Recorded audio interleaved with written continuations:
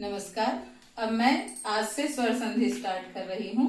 स्वर संधि के ये 7 भेद हैं। देखिए, पहला दीर्घ स्वर संधि, दूसरा गुण स्वर संधि, तीसरा वृद्धि स्वर संधि, चौथा यण स्वर संधि, पांचवा अयादि स्वर संधि, छठा पूर्व रूप स्वर संधि, सातवां पर रूप स्वर संधि। अब मैं एक के बाद इनकी व्याख्या करूंगी।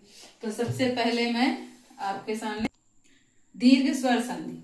दीर्घ स्वर संधि का सूत्र है अकः सवर्णे दीर्घ। अब मैं इस सूत्र की व्याख्या करूंगी। अकः को प्रत्याहार सूत्र हम लोग पढ़े थे। तो अक के अंतर्गत कितने वर्ण आते हैं?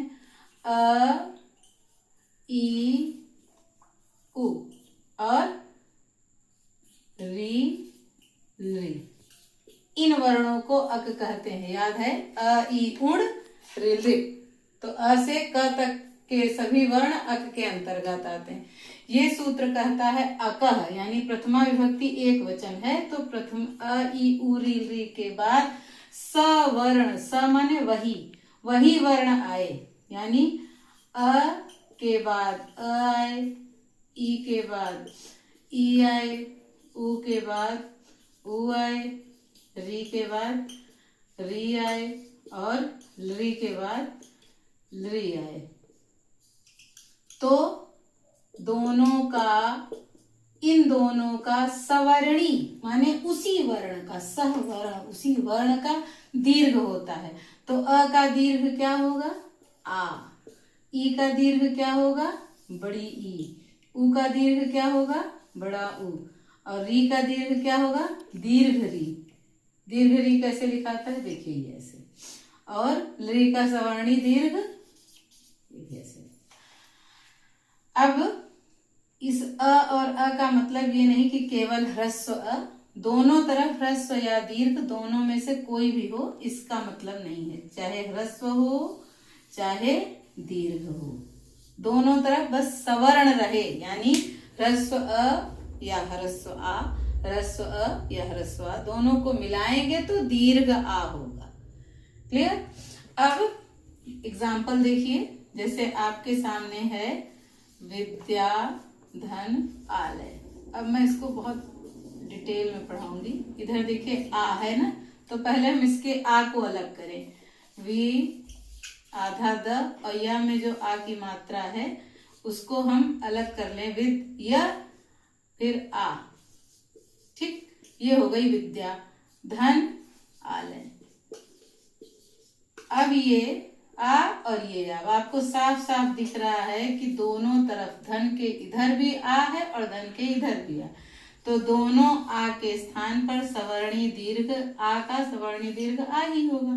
तो इन दोनों आ के स्थान पर एक आ हो गया। अब ये हम जोड़ देंगे। ये विद्या था, वी आधा द और य। अब इस य में ये आ की मात्रा लग जाएगी और ये ल और ये उतार लिए। ये बना हमारा विद्यालय। एक उदाहरण छोटे ह्रस्व ई का देखते हैं। ई का अब हम देखेंगे उदाहरण। ई का जैसे आप देखिए, नदी धन ईशः, ईशः ये आता है। अब यहाँ में द में इधर भी ई है और इधर भी है। यानी धन के जो हमारी शर्त थी कि धन के इधर भी ई और सवर्ण है दोनों तरफ। अब वो ह्रस्व हो या दीर्घ हो उससे मतलब नहीं। अब हम इसको अलग करके देखेंगे। न द में बड़ी की मात्रा, इसको अलग कर लिए और ये ईसह का ई ले लिए और ये शह, सबको अलग कर लिए। अब मैं इस 2 ई के स्थान पर एक बड़ी ई रखूंगी, सवर्ण दीर्घ। अब ये न और द हलंत और ये ई और ये श। जब मैं इसको मिलाऊंगी तो ये बन जाएगा न, द में इस ई की मात्रा लग जाएगी, नदीशः। ठीक, ये आपका विच्छेद की स्थिति है। अब अगर आपके पास शब्द हो कि कोई शब्द है और मैं कैसे पता करूं कि इसमें दीर्घ संधि है, तो एक ट्रिक है कि आपके शब्द में बड़ा आ, बड़ी ई, बड़ा उ, बड़ा री और ली दिखाई दे। यानी आपके शब्द में दीर्घ आ, दीर्घ ई, दीर्घ उ, दीर्घ री दिखाई दे, तो समझ लीजिए कि वहां दीर्घ स्वर संधि है। जैसे एग्जाम्पल है झूम सी ती, ठीक। अब यहाँ पे देखिए आप कि यहाँ पे झूम बड़ा ऊ है, तो आप सोच सकते हैं कि यहाँ भी तो बड़ा ऊ है और यहाँ बड़ी है, लेकिन आप ये ध्यान दीजिए कि जब हम संधि करते हैं या विच्छेद करते हैं, जब विच्छेद करते हैं तो हमारा जो शब्द होगा वो धन के इधर और उधर दोनों सार्थक होना चाहिए। तो अगर हम यहीं पे अगर अलग कर लेंगे तो झ में ऊ झू और ईसीति बनेगा, तो ईसीति कोई शब्द नहीं देगा, इधर झू कोई अर्थ नहीं देगा। इसलिए इस पर देखिए यहाँ पे बड़ी ई है, माने यहीं पर टूटना चाहिए, यहीं से, तो हम इसको अलग कर लें। झूम स, अब स का बड़ी ई अलग कर लिए, अति, ठीक। अब इस ई को दो भाग करें। जब हम संधि कर रहे थे तो मैंने दो को एक किया, अब हम विच्छेद कर रहे हैं तो एक को हम दो करेंगे, यानी ये जो दीर्घ ई है इसको दो भाग में बांटे।